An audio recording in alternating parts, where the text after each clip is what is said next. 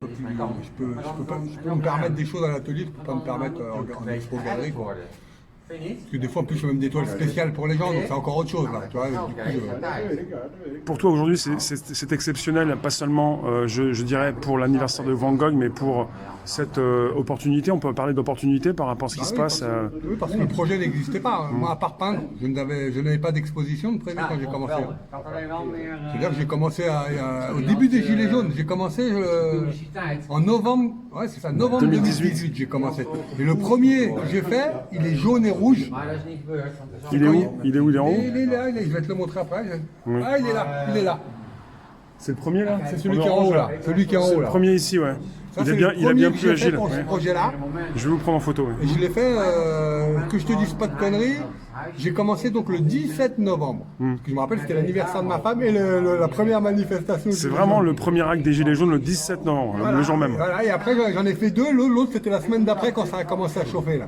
Et tu n'étais pas sûr d'en arriver à aujourd'hui, d'être dans un vernissage. Cette expo-là, elle s'est organisée à la fin du déconfinement. Elle n'existait pas sinon. C'est-à-dire qu'en fait, on m'a appelé, on m'a dit ouais, ça serait bien que tu viennes une lettre. J'ai dit attends, là, tu devrais venir en septembre pour faire un projet. Attends, là, j'ai 130 portraits, je suis en train de T'es faire. parti sur quelque chose, tu savais pas où ça allait te mener, mais pas c'est forcément volontaire. ce jour-ci. J'en avais tellement marre de travailler avec les galeries, alors fais-moi 17 toiles pour Courchevel, fais-moi 14 toiles pour New York, j'en pouvais plus. Donc là j'ai dit je vais faire 130 portraits pour je sais pas quoi, je l'ai fait, c'est tout. On verra qu'est-ce qui se passe. La vie est plus forte que n'importe quelle galerie, c'était, comme on dit. Ça t'a pris plus d'un an et demi Tu vois, à peu ouais, près. un peu moins, ouais, c'est ça, un an et demi. Et vraiment. tu t'étais donné, je sais pas, quelques semaines pour chaque toile. Non, je m'étais dit, il faut que le 29 juillet 2020, j'en ai fait 130. Tu mets pas forcément tu prends pas le même temps pour chaque, forcément. Il y en a que j'ai fait très très vite et d'autres j'ai mis une semaine. Pourtant, il faut la même taille. Est-ce que c'est plus rapide sur toile ou ça veut rien dire? Il y a des parfois, Non. parce qu'en fait, on voit des cadres, il y a des dessins en dessous. Comment ça, ce sont des dessins, Sur des affiches. Des affiches, je veux dire. Des affiches de mes. Parce que je peins des fleurs, moi, dans le monde entier. C'est un travail social. Je travaille pour les communautés un peu défavorisées. Et donc, c'était les affiches, les 130 qui ont été faits sur les affiches de mon projet Fleurs du Monde. D'accord. Je peins dans le monde, quoi. Parce que parfois, ce sont des toiles aussi, c'est pour ça que je dis ça. Il y a quelques toiles aussi, effectivement. Il doit y avoir 10-15 toiles. 10-15 toiles, ouais. Et c'est vrai que sur 130 œuvres, pardon, on arrive à, j'ai l'impression, contenter tout le monde. Il y a peut-être des personnes qui vont apprécier plus une œuvre, d'autres. Oui, je comprends ce que tu veux dire. C'est assez large comme panel, on peut dire. C'est sûr que quand tu peins, en plus je suis passé par des phases psychologiques assez compliquées ces 2 dernières années.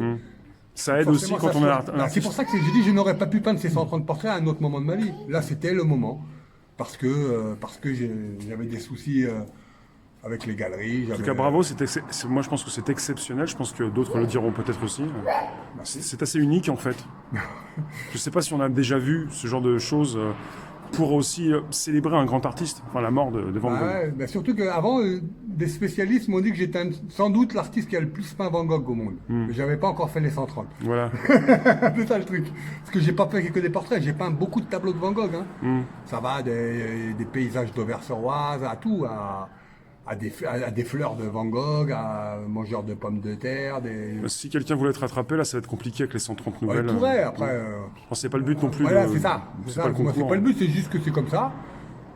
Comme il y a plein de gens qui me critiquent un peu par rapport à ça, plus on va me critiquer par rapport à ça, plus C'est logique, c'est logique. Ça me fait rire, qui me dit ouais, le mec il se prend pour. Si t'es critiqué, c'est que tu fais des choses particulières, intéressantes, différentes. Il y a beaucoup de mots. Ouais, puis c'est vrai que quand j'ai commencé, moi je me suis toujours confronté au maître. Déjà, quand j'ai commencé le graffiti, je faisais des Picasso sur mur, moi. Je reprenais des tableaux de Picasso, donc ça a toujours été. J'ai tapé des Rembrandt sur mur, ça déjà il y a 30 ans, 25 ans. Donc c'est sûr que pour moi c'est... Ce que j'ai bien aimé, c'est que tu parlais de peintres, d'artistes de la rue. Toi, c'est ton travail, c'est ton domaine. À la base, ouais. Là j'ai arrêté. On parle de street art. Ouais, depuis que ça s'appelle le street art, j'ai un petit peu calmé, on va dire. Parce que avant, quand tu faisais des murs, tu n'étais pas un artiste. Ouais, c'est un tagger, ouais, c'est un graffeur. Aujourd'hui, si tu ne fais pas des murs, tu n'es pas un artiste. C'est-à-dire que maintenant, même les faux artistes, ils vont aller coller dans la rue pour dire moi je fais du street art. Tu comprends ce que je veux dire? Donc moi, si tu veux, Je suis aussi bien encensé que très très critiqué, mais en fait, c'est pas eux qui font ma vie. Oui. Moi, je fais ma vie, après qu'on m'aime, pas, je m'en fous. Hein. Je veux dire, le jour où je vais mourir, c'est pas eux qui seront à mon enterrement, donc c'est pas grave. Hein. Et Oui. après, ce qui va se passer après ma mort, comme on voit Van Gogh, on sait pas qu'est-ce qui va se passer.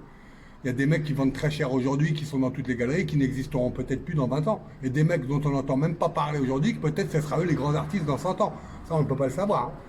Il y a même des artistes, parce que Van Gogh, 20 ans après sa mort, il n'était pas connu, hein, il était inconnu. Ses toiles, elles se vendaient des misères encore. Hein.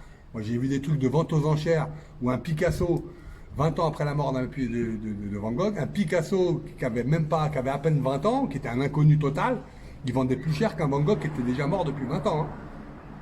Voilà, donc ça veut rien dire. Là, j'ai appris il n'y a pas longtemps que, comment il s'appelle? Un peintre super connu. Hein, oh là là là. Le Tintoret. Ah ouais, le Tintoret. Le Tintoret, il a disparu 300 ans de l'histoire de l'art. Ah ouais, avant Ils l'ont dégagé. Personne, ils l'ont jamais sorti. Le mec n'existe pas. Sauf qu'au début du XXe siècle, il y a des artistes qui l'ont redécouvert. Donc putain, c'est qui celui-là? Le Tintoret. Waouh, on va aller voir. Hop, hop, hop. Taf, taf, taf. Et ben voilà, le mec, il est dans tous les musées du monde maintenant. 300 ou 400 ans après sa mort. Mais on l'a oublié pendant 300 ans, le mec. Ça veut dire qu'on ne sait pas. Qu'est-ce qui se passera demain, hein?